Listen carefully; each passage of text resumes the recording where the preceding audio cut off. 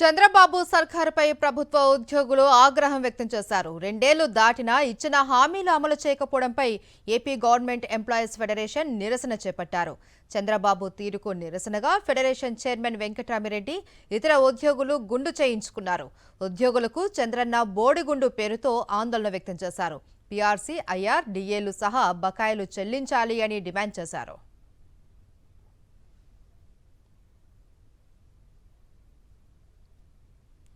నిరసన అనంతరం federation chairman Venkatarami Reddy మీడియాతో మాట్లాడుతున్నారు. లైవ్ చూద్దాం.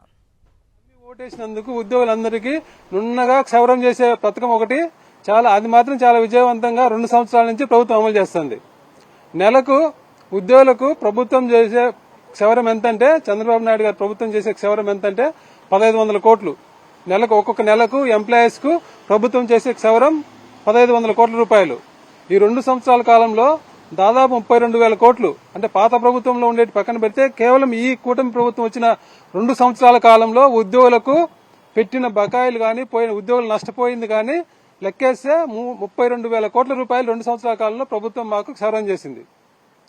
ఉద్యోగులకు కూడా తెలియదు ఇంత నష్టపోయినామని. ఊరికే మాకు డిఏ రావాలి, ఐఆర్ రావాలి, పీఆర్సీ లేట్ అయిందని అనుకుంటున్నారే గానీ ఉద్యోగులు ఎవరు కూడా మాకు ఎంత రావాలి అనేది లెక్కేసుకుంటే ప్రతి ఒక్కరికి ఎంత నష్టం అనేది వాళ్ళకి తెలుస్తుంది. ఆ ఉద్యోగులకు అర్థమయ్యేలాగా చెప్పడం కోసమే మీరు ఈరోజు గుండు కొట్టించుకొని ఈ చంద్రన్న బోడిగుండు పథకానికి ఎట్లా అమలు చేస్తున్నాడన్న ఉద్యోగులకు అర్థమయ్యేలాగా వివరించడానికే ఈరోజు మేము ప్రయత్నం చేస్తున్నాం. ఉద్యోగులు అంటే ఎవరిని వదిలిపెట్టకుండా ఉద్యోగులను, పెన్షనర్లను, వాలంటీర్లను అందరికీ గవర్నమెంట్ లో పనిచేసిన వాళ్ళందరికీ నున్నగా క్షవరం చేసిండు. ఎలా క్షవరం చేసిండు అనేది ఇప్పుడు మీకు నేను వివరంగా చెప్తా. ప్రభుత్వం నుంచి ఉద్యోగులకు రావాల్సినవి ఏంటంటే 5 డిఏలు పెండింగ్ ఉన్నాయి. 2024 జూలై నుంచి రావాల్సిన డిఏ పెండింగ్ ఉంది. 2025 జనవరి నుంచి రావాల్సిన డిఏ పెండింగ్ ఉంది. 2025 జూలై నుంచి రావాల్సిన డిఏ పెండింగ్ ఉంది. 2026 జనవరి నుంచి రావాల్సిన డిఏ పెండింగ్ ఉంది. 2026 జూలై నుంచి రావాల్సిన డిఏ 5 డిఏలు పెండింగ్ ఉన్నాయి. అలాగే డిఏ అరియర్స్ 5 పెండింగ్ ఉన్నాయి. 2024 జనవరి డిఏ అరియర్స్ 22 నెలలు పెండింగ్ ఉంది.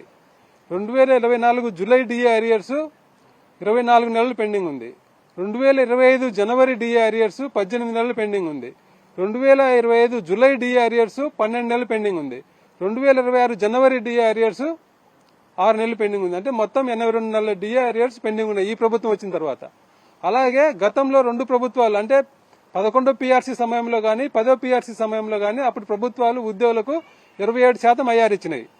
ఆ రకంగా ఈ ప్రభుత్వం కూడా ఎన్నికల టైంలో మాకు అధికారంలోకి వచ్చిన వెంటనే ఐఆర్ ఇస్తామని చెప్పిండ్రు. గత 2 ప్రభుత్వాలు ఇచ్చిన 27% అయ్యారు.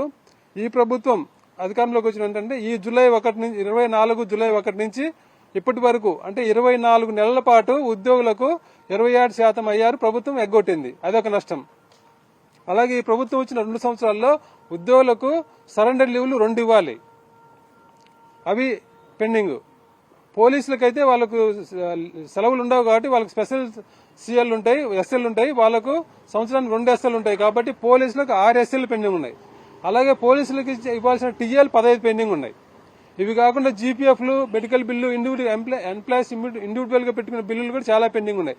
అవన్నీ పక్కన పెడితే కేవలం కామన్ గా ఎంప్లాయీస్ కి ఇవ్వాల్సిన కామన్ గా డిఏలు, పిఆర్సీ, ఐఆర్, ఎస్ఎల్ ఇవి లెక్కేస్తే ఒక్కొక్క ఉద్యోగికి ఎంత నష్టపోతున్నాడంటే 51,000 అంటే 10 సంవత్సరాలు పనిచేసి ప్రభుత్వంలో 10 సంవత్సరాలు పనిచేసి 51,140 రూపాయలు బేసిక్ పే అంటే మూల వేతనం 51,000 రూపాయలు ఉండే ఒక ఉద్యోగికి జరిగే నష్టం ఎంతంటే ఈ 2 సంవత్సరాల కాలంలో ఈ కూటమి ప్రభుత్వం వచ్చిన తర్వాత 5 డిఏలు రావాల్సిన 5 డిఏ అరియర్స్ 1,10,480 రూపాయలు, రావాల్సిన ఐఆర్ 3,27,013 రూపాయలు, 2 ఎస్ఎల్ విలువ 77,960 రూపాయలు, మొత్తం కలుపుకుంటే 5,04,60,000. ఈ 2 సంవత్సరాల కాలంలో 51,000 వేతనం బేసిక్ పే ఉండే ఒక ఉద్యోగికి ఈ 2 సంవత్సరాల కాలంలో జరిగిన నష్టం ఎంత అంటే 5,15,460 రూపాయలు. అదే పోలీసులు అయితే పోలీసులకు 6 ఎస్ఎల్ ఉంటాయి, వాళ్ళకి టీఎల్ కూడా పెండింగ్ ఉన్నాయి. అదే పోలీసులకు అయితే ఇంకా ఎక్కువ ఉంటుంది. ఇదే అంటే 51,000 బేసిక్ పే ఉండే పోలీసు ఉద్యోగికి అయితే జరిగే నష్టం ఎంతంటే 7,02,000 పోలీసులకు. అంటే వాళ్ళకి 6 ఎస్ఎల్ ఇవ్వాలి, 15 టీఎల్ ఇవ్వాలి. అవన్నీ కలుపుకుంటే ఈ 2 సంవత్సరాల కాలంలో పోలీసులకు పెండింగ్ పెట్టింది, పోలీసులు నష్టపోయింది 7,02,000. అదే 60,000 బేసిక్ పే ఉండే ఒక స్కూల్ అసిస్టెంట్ టీచర్కి అయితే ఈ 2 సంవత్సరాల కాలంలో ఇవన్నీ లెక్కేసుకుంటే జరిగిన నష్టం 6,05,000.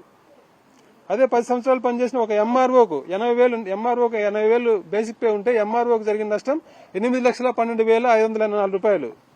అదే మా సెక్రటరియట్లో పనిచేసే ఎస్ఓకు 10 సంవత్సరాలు పనిచేసిన ఎస్ఓకు 70,000 బేసిక్ పే ఉంటే వాళ్ళకి జరిగిన నష్టం 7,11,724 రూపాయలు. అదే సెకండ్ గ్రేడ్ టీచర్కు 10 ఏళ్ళు పనిచేసిన second grade teacher 47,000 basic pay ఉంటే వాళ్ళకి జరిగిన నష్టం 4,72,546 రూపాయలు. అదే సీనియర్ అసిస్టెంట్ కు 45,000 బేసిక్ పే ఉంటే సీనియర్ అసిస్టెంట్ కి జరిగిన నష్టం 4,46,890 రూపాయలు. జూనియర్ అసిస్టెంట్ కు 10 సంవత్సరాలు పనిచేసిన జూనియర్ అసిస్టెంట్ కు 3,50,000. నిన్నగాక మొన్న వచ్చిన గ్రామ వార్డు సచివాలయ ఉద్యోగులకు కూడా ఈ ప్రభుత్వం వచ్చినాక 2,50,000 నష్టం జరిగింది ఈ ప్రభుత్వం వల్ల. పెన్షనర్లకు కూడా 3 నుంచి 4 లక్షలు. ఒక అన్నకైతే టీచర్ రిటైర్ అయ్యిండు, ఆయనకు 6 లక్షలు నష్టం, 6 లక్షల నష్టం. సిపిఎస్ పెన్షనర్లకు గత ప్రభుత్వం మినిమం పెన్షన్ భద్రత కల్పించడం కోసం 10,000 రూపాయలు నెలకు పెన్షన్, దాని మీద డిఏ ఇస్తామని చెప్పి ఆర్డర్ ఒక విధానం తీసుకొచ్చింది. ఈ ప్రభుత్వం వచ్చిన దాన్ని పక్కన పెట్టడం వల్ల ఇప్పుడు సిపిఎస్ కింద రిటైర్ అయిన ఉద్యోగులకు ఎంత వస్తుందంటే పెన్షన్ 2,000, 3,000. అంటే ప్రభుత్వం సామాజిక పెన్షన్లు ఇస్తుంది. వృద్ధులకు ఇచ్చే పెన్షన్ కంటే, సామాజిక పెన్షన్ల కంటే ప్రభుత్వంలో పనిచేసి రిటైర్ అయిన సిపిఎస్ పెన్షన్లకు తక్కువ పెన్షన్ వస్తుంది. అదే పాత జీపీఎస్ పెన్షన్ విధానాన్ని అమలు చేసింటే వాళ్ళకు 10,000 మినిమం పెన్షన్ ప్లస్ దాని మీద డిఏ వచ్చేది. ఆ రకంగా సిపిఎస్ పెన్షనర్లు ఒక్కొక్కరు నెలకు 10,000 రూపాయలు. అంటే ఈ 2 సంవత్సరాల కాలంలో వాళ్ళకి జరిగిన నష్టం, సిపిఎస్ పెన్షనర్లకు జరిగిన నష్టం 2,50,000. ఈ రకంగా చూసుకుని ఏ వర్గాన్ని ఎవరిని వదిలిపెట్టకుండా అందరికీ నున్నగా చంద్రబాబు ప్రభుత్వం గుండుకొట్టింది. ఇది అబద్ధమా కాదు ఎవరైనా చెప్పమనండి. నేను చెప్పిన లెక్కలు తప్పైతే ఏ ఉద్యోగినైనా పోయి అడగండి, వాళ్ళ బేసిక్ పే ప్రకారం లెక్కేసుకుని ఇది జరిగింది నష్టమో కాదో చెప్పమనండి. ఈ రకంగా ఈ 2 సంవత్సరాల కాలంలో ప్రభుత్వం ఉద్యోగులకు చేసిన నష్టం 32,000 కోట్ల రూపాయలు. ఇది ఏది పాత బకాయిలు కాక, పాత ప్రభుత్వంలో పిఆర్సీ అరియర్స్, డిఆర్సీ అరియర్స్ పాత ప్రభుత్వం పెండింగ్ ఉన్నాయి. అవి కూడా కలుపుకుంటే ఉద్యోగులకు రావాల్సింది ఎంత? సుమారుగా 50,000 కోట్ల రూపాయలు. ఉద్యోగులకు 50,000 కోట్ల రూపాయలు పెండింగ్ పెట్టిన ప్రభుత్వం గతంలో ఎప్పుడు లేదు. 5 డిఏలు పెండింగ్ పెట్టిన ప్రభుత్వం గతంలో ఎప్పుడు లేదు. 6 సరెండర్ లీవ్లు పెట్టిన ప్రభుత్వం ఎప్పుడు లేదు. 15 టీఏలు పోలీసులకు పెండింగ్ పెట్టిన ప్రభుత్వం ఎప్పుడు లేదు. ముఖ్యమంత్రి గారిని అడుగుతాం, అయ్యా మాకు 50,000 కోట్లు ఎప్పుడు ఇస్తారు? మీరు గవర్నమెంట్ వచ్చాక శ్వేతపత్రం రిలీజ్ చేసింది కదా, గత ప్రభుత్వం 22,000 కోట్లు బకాయిలు పెట్టిందని. ఇప్పుడు ఒక శ్వేతపత్రం ఇవ్వండి, ఉద్యోగులకు ఎంత పెండింగ్ ఉందో చెప్పండి. నేను చెప్పింది కరెక్టే కాదో చెప్పండి. మీరు 8,000 కోట్లు పెండింగ్ ఉంది, ఎప్పుడు ఇస్తారో చెప్పండి.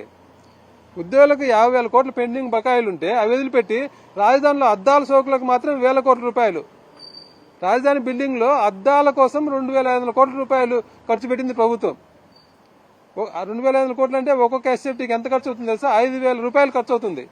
మామూలుగా బయట విల్లా కొనుక్కోవచ్చు, 5,000 ఎస్ఎఫ్టీకి 5,000 ఖర్చు పెట్టి భూమి కన్స్ట్రక్షన్ కలిపిన విల్లా కొనుక్కోవచ్చు. అలాంటిది రాజధానిలో బిల్డింగ్ కు అద్దాల సోక్ కోసం ఎస్ఎఫ్టీకి 5,000, మళ్ళీ కన్స్ట్రక్షన్ ఖర్చు 10,000, 12,000 ఉంది. ఆ పేపర్లో వచ్చేది చూసా 20,000 రూపాయలు ఉంది ఎస్ఎఫ్టీకి, 20,000 రూపాయలు ఈ అద్దాల సోకులకు అన్ని కలిపి.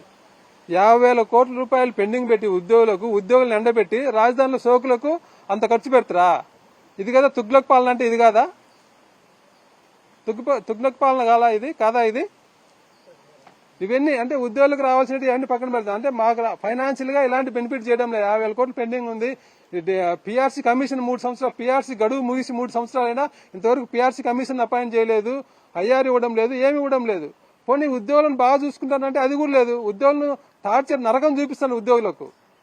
ఈ జూన్ నెలలోనే 10 మంది ఉద్యోగులు చనిపోయినారు. ఏది పని చేయలేమని చెప్పి భయపడి, అంటే ఉద్యోగులు పనికి భయపడి, ప్రభుత్వం పెట్టే టార్చర్ కు భయపడి ఆత్మహత్య చేసుకుంటారు ఉద్యోగులు. ఇది ఎంత ఘోరమైన విషయం. మళ్ళీ ముఖ్యమంత్రి గారు మాట ఇస్తే గత ప్రభుత్వంలో ఉద్యోగులను ఇబ్బంది పెట్టిందని. ఇప్పుడు ఇబ్బంది పెడుతుందా? ఉద్యోగులు ఆత్మహత్య చేసుకునేలాగా పెట్టే ప్రభుత్వం నరకం చూపిస్తుందా? ఇబ్బంది పెడుతుందా? గత ప్రభుత్వం పెట్టిందా? నిజంగా పత్రికలలో మీరే రాసిండ్రు.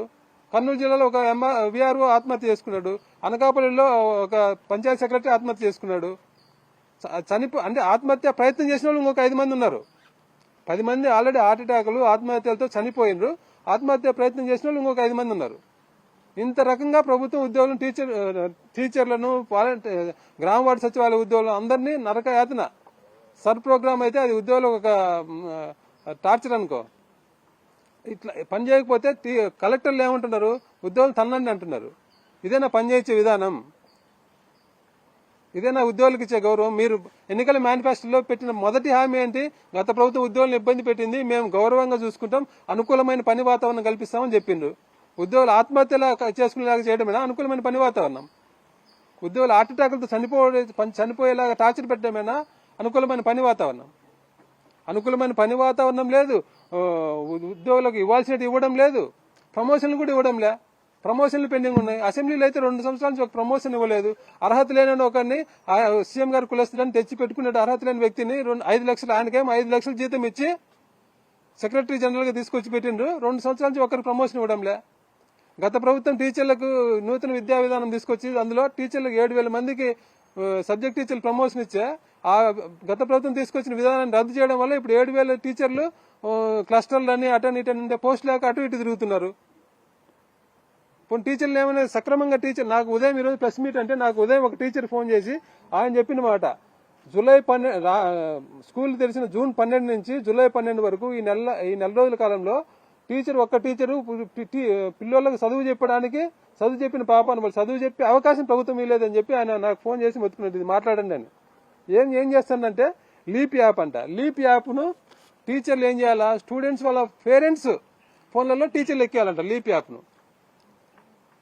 పల్లెల్లో వాళ్ళ ఫోన్లకు వాళ్ళకు కొందరు స్మార్ట్ ఫోన్లు ఉండవు, కొందరు ఫోన్లు పోతుంటాయి. అలాంటిది టీచర్లు స్టూడెంట్స్ వాళ్ళ పేరెంట్స్ ఫోన్లలో లీప్ యాప్ ఉందో లేదో చెక్ చేసి టీచర్లు ఆ పని చేయాలా?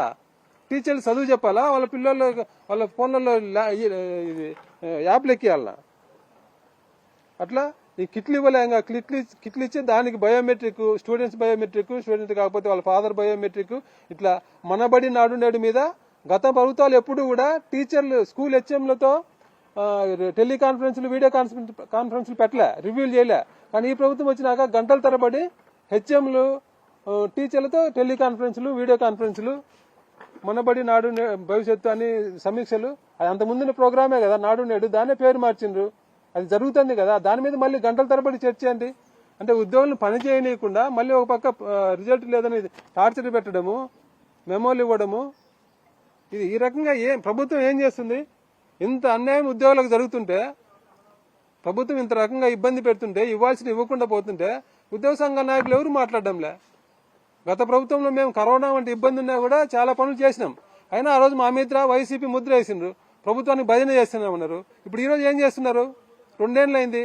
ప్రభుత్వం ఇంత అన్యాయంగా ఉంది, ప్రభుత్వం ఉద్యోగులు ఇంత ఇబ్బంది పెడుతుంది, ఇవ్వాల్సినట్టు ఇవ్వడం లేదు. ఆయన ఎవరు మాట్లాడడంలే. భయపడుతున్నారా మీరు? ప్రభుత్వం భయపెడుతుందా? లేదంటే మీరు భజన చేసి మీరు తొత్తులుగా మాట్లాడి మీరు డాన్స్ కూడా చేస్తున్నారా? ప్రభుత్వం వాళ్ళ ట్యూన్కి అనుగుణంగా డాన్స్ చేస్తున్నారా? ఏం చేస్తున్నారు?